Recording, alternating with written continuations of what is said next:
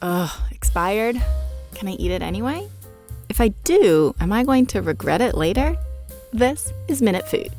Okay, first, what am I even looking at? Like here in the US, we have sell-by dates and use-by dates and use or freeze by and best by and expires and fresh until and packed on and all sorts of other dates. One particular big box store found that its suppliers used 47 different kinds of date labels on their packaging. Then there's the matter of where you are. Like milk products in Florida need a shelf life date.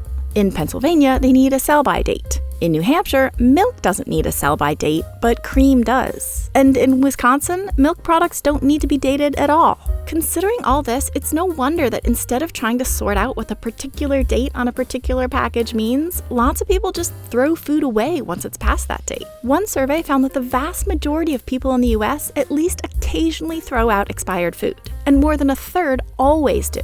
And hang on while I get on my soapbox for a sec. That adds up to a lot of food. Each year, the average American family throws away somewhere around 50 pounds of food because of packaging dates, which of course means we're also throwing away all the water, energy, and food it took to grow that food. Not to mention the money we spent to buy it. I could always sort of rationalize that waste, since I assumed that throwing away expired food was going to save me from a nasty run-in with listeria or E. coli. But it turns out that the dates on food have essentially nothing to do with food safety. Instead, these dates almost always indicate quality, because as food sits around, whether it's in the freezer, the fridge, or your pantry, the color, texture, taste, and nutritional content change, usually for the worse. Most of the dates you'll see on food tell you how soon the manufacturer wants you to eat it, or a store to sell it, before the quality goes down too much. But what aspect of quality? And what's too much? Well, it's up to the manufacturer.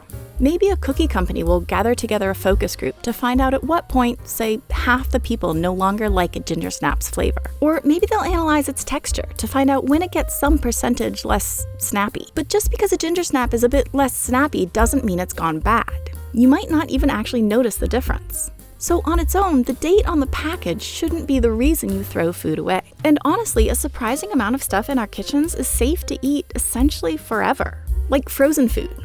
Lots of pantry staples, and most packaged and canned foods. They simply don't have the right conditions for microbes to thrive. For everything else, look at it, smell it, touch it. If it's green or stinky or slimy, skip it. Microbes have made the food their own. There's already some great info out there about moldy food, so we're really only going to dig into bacteria here. And here's the thing that blew my mind when I was researching this video. Spoilage bacteria, those that make food look or smell or feel gross, are different than pathogenic bacteria, those that make food dangerous to eat. So just because something is spoiled doesn't mean it will actually harm you. In fact, spoilage bacteria can sometimes outcompete pathogenic bacteria and keep them at bay. I mean, it's not a good practice to eat stuff that's clearly gone bad. But if you've accidentally slurped some curdled milk, don't worry, it's unlikely to make you legitimately sick.